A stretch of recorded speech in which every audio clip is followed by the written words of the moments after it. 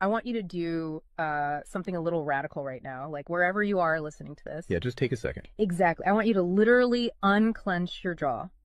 Just let it go. Drop your shoulders. Most of us don't even realize we're tensing up, you know? Right. And look, I don't care if you just finished, a grueling 12-hour shift on the hospital ward, or if you just stepped off a loud, dusty job site. Or even if you're just mentally exhausted from staring at screens all day long. Leave it at the door. It's over. You are officially entering quiet mode. So just take a deep breath. That's the baseline we need for this. It really is. And now I want you to look at the phone sitting next to you, or maybe the smartwatch on your wrist. Every single time that screen lights up, every time it buzzes, it steals exactly 23 minutes of your life. Welcome to the deep dive. It really is a staggering number to confront when you put it like that. 23 minutes Yeah. from one buzz. Yeah, because we tend to measure interruptions in like the seconds it takes to glance at a screen, right? Whoa! We completely ignore the massive cognitive debt we incur the moment we look away from our deep work. And that cognitive debt, that is exactly the central target of our mission today. Okay, let's unpack this. We are exploring The Sovereign Architect's Guide by Chillstar 08. Specifically, episode 6, which is titled Deep Work Dynamo, How to Finish Your Week in 4 Hours. Right. And if you remember, in our last deep dive, we talked about installing drawing those boundaries and reclaiming your personal space. But clearing the space is just step one. It actually reveals a much deeper, much more intimidating problem. Yeah, the void. What are we actually supposed to be building in that silence we just fought for? Because if we don't have a blueprint, the noise of the world is just going to rush right back in to fill it. Oh, for sure. We have this natural horror of a vacuum. The second our schedule opens up even slightly, our instinct is to pack it with activity. We just have to be doing something constantly. Exactly. We are culturally conditioned to equate motion with progress. Yeah. But Chillstar 08 introduces a really brilliant distinction here. She talks about the trap of idling. I love this concept so much. Think about a car engine, right? Mm-hmm. The engine is running, the pistons are firing, it's burning through all this expensive fuel, making a ton of noise and vibration. But the car is in park. Yes, it isn't going anywhere, and that is what most of our daily quote-unquote busyness looks like. We feel incredibly productive because we are in constant motion. Right. You check a text message while you're sitting at a stoplight. Or you answer a quick email while walking from your car to the front door. You stare at a spreadsheet on your laptop while, your family dinner is sitting right in front of you, literally getting cold. And that right there is the illusion of productivity. You end your day feeling physically and mentally depleted because you were constantly doing something. So you didn't actually do anything that matters. Exactly. If you step back and evaluate your legacy, Mm-hmm. the deep, meaningful work, the art, the business strategy, the relationships. Right, the relationships that actually move your life forward. None of it progressed. You spent 8 hours idling. You were everywhere, which means you were truly nowhere. Man, that hits hard. And this brings us back to that terrifying 23-minute statistic from the research she cites. I don't want to just gloss over this. No, we definitely shouldn't. Because understanding the mechanism behind it is crucial. Why does a 5-second distraction cost us almost half an hour? It basically comes down to how our prefrontal cortex manages working memory. Your brain is not a computer processor that can just run multiple applications in parallel. Right. We can't actually multitask. Exactly. When you are doing deep work, say writing a complex proposal, your brain loads this massive fragile web of context into your working memory. Like holding all the pieces of a puzzle in your hands at once. Yes. You are holding multiple variables, ideas, tones all at once. So when your phone buzzes and you glance at a text from your partner asking about groceries, your brain is forced to execute a context switch. So it has to dump all the proposal data just to load the grocery data. It literally flushes the working memory buffer, yeah. It has to process the new rules and the emotions associated with that text message. Wow. And then when you turn back to the proposal, you cannot just pick up where you left off. Your brain has to laboriously rebuild that entire web of context from scratch. Oh, I hate that feeling. Were you just staring at the screen like, what was I even saying? Right. It has to retrieve the thread of your argument. Remember the tone you were using, recall the variables. That rebuilding process takes an average of 23 minutes of cognitive effort, And it burns a ton of energy doing that, right? massive amounts of glucose. That explains so much. I mean, that is why people hit 5 p.m. and feel physically exhausted, almost sick to their stomachs. Even if they've just been sitting in a really nice ergonomic chair all day. Exactly. They haven't been doing deep work. They've been doing cognitive gymnastics, just constantly flushing and reloading their working memory. They are burning fuel just to stay in park. So, okay, let me bring in what I like to call the transformer concept here. Because our focus is like an electrical grid. If you have, 50 browser tabs open, you are leaking energy as raw, unusable heat rather than concentrated light. That's a great way to look at it. So if we are all acting like our focus is this cheap renewable resource, how do we stop being what Chillstar '08 calls a subject to the pings of the world? I mean, how do we actually become the architect of our attention? Well, what's fascinating here is how she frames the philosophical shift we need. She says utility does not equal value. Oh, say that again. Utility does not equal value. Right. In the modern workforce, we have been completely conditioned to believe that being constantly available makes us valuable. Like if you answer a Slack message in 3 seconds, you're the hero. Exactly. You are praised as a good worker. Or if you jump on a Zoom call with like 5 minutes notice, you're a team player. But that is just utility. I mean, being highly available makes you a commodity. You're like a human router just passing information back and forth. And routers are easily replaced. True sovereignty, true value comes from being impactful. You simply cannot make a deep, lasting impact if your attention is constantly fractured by the agendas of other people. Yeah, when you operate like that human router, you are spending your finite, precious Mondays executing someone else's script. You're a subject to the pings of the world. Okay, so we know the biology of why this destroys our focus, and we understand the philosophical trap of, trying to be too available, but how do we actually fix the mechanics of our workday? We have to build the deep work dynamo. Right.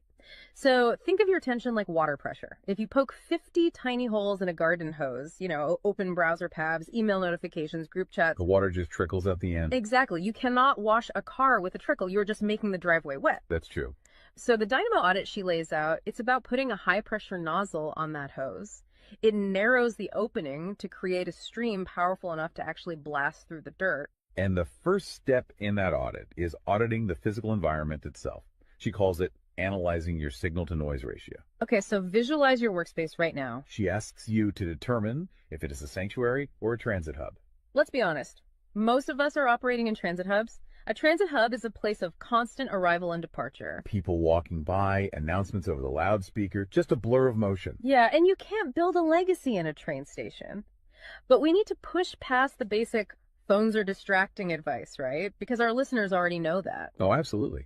Chillstar '08's rule is much more brutal than that. She says if the phone is even sitting on your desk, even face down, it is acting as a parasite on your cognitive grid. A parasite, just by being in the room. The research supports this entirely, by the way. The mere presence of a smartphone in your visual field, even if it is completely powered off, measurably reduces your cognitive capacity. Because your brain is having to actively expend energy to ignore it, right? Exactly. It is running a background process that just keeps saying, don't check the phone, don't check the phone. That is energy being actively stolen from your primary task. So sovereignty literally begins the moment you physically remove the device from the room, put it in a drawer down the hall. Close the door. Make the physical environment quiet. But okay, let's say you've done that. That doesn't stop your own brain from creating internal noise, right? Like trying to juggle 5 projects at once. How do we fix the internal wiring? That brings us to the second pillar of the audit, which is the batch wiring rule.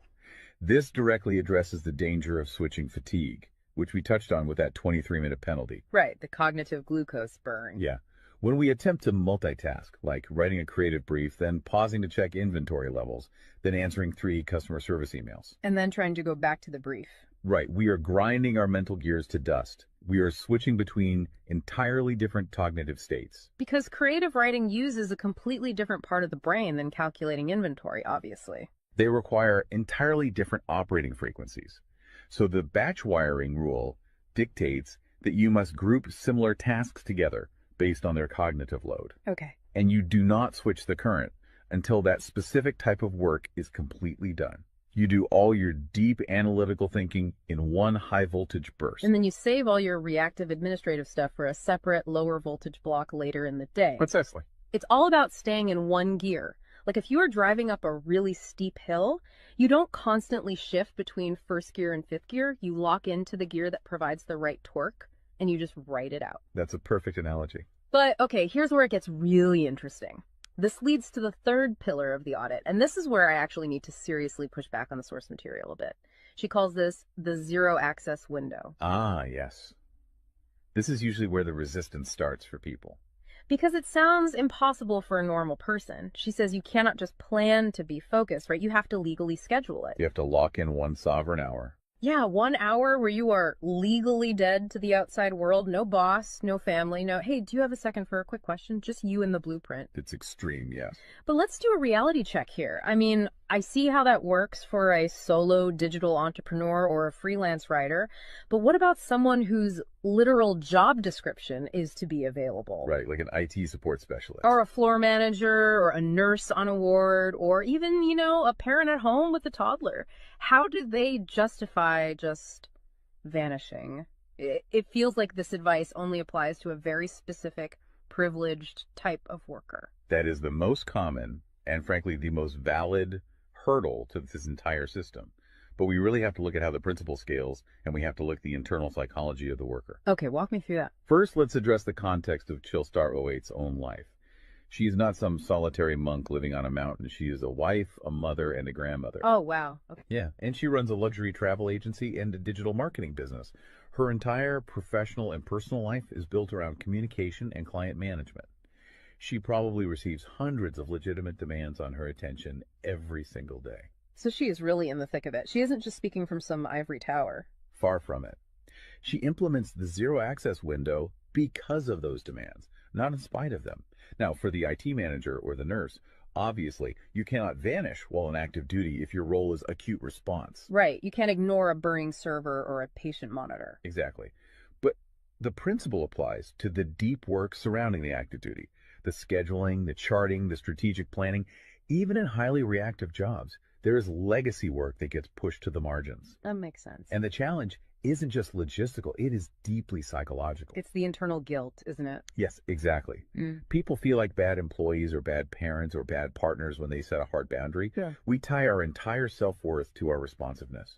We think, if I am not instantly available, I am failing them. Man, that is so true. We feel guilty for taking an hour to ourselves. But setting a zero access window is not about neglecting your family or your team. It is about condensing your high level work into massive, high impact bursts of energy so that you can actually be present later. Wow. Okay. Consider the alternative. If you don't carve out that absolute focus, you end up giving your family or your team partial fractured attention for 12 hours straight. Exactly. You are physically at the dinner table, but mentally you are drafting an email. Or you are sitting on the floor playing with your kid, but you're checking a Slack notification over their shoulder. You are trading constant low quality availability for scheduled high quality presence. It is entirely about communicating boundaries to protect the quality of the time you do give people. You tell your team, look, I am going offline for 60 minutes to finish this crucial report. If the servers literally catch fire, call this specific emergency number. Otherwise, I will address all questions at 11:00 a.m. Right. You aren't vanishing to hide. You are vanishing to get the work done efficiently so you can actually live your life. Which brings us to the ultimate why behind this entire system. Because once you fight through that guilt, once you build this 4-hour fortress, you have to know what it is all for. It's not just about becoming a hyper-efficient robot. No, because if you use these tools just to do more of your boss's busy work or to take on 3 more stressful projects, you have entirely missed the point. You are just speeding up the treadmill. If we connect this to the bigger picture, the destination we are driving toward is a concept she calls passive magnetism. Okay, break down passive magnetism for us, because it sounds a bit abstract. Think of it as the gravity your work generates when it is undeniably good. Most people operate with active desperation. They're loudly networking, constantly posting, aggressively chasing clients or promotions. Just relying on sheer volume to get noticed. Right. Passive magnetism is the exact opposite. It is the ability to attract results, clients, wealth, legacy, or respect through the undeniable quality of your deep work. Because you actually took the time to build something substantial rather than just talking about building it. Yes, when you engage the deep work dynamo, you produce work so concentrated and so valuable that it acts as a magnet. You don't have to chase the market comes to you. And the ultimate prize of achieving that passive magnetism isn't just more work. The prize is time. Time is the ultimate currency.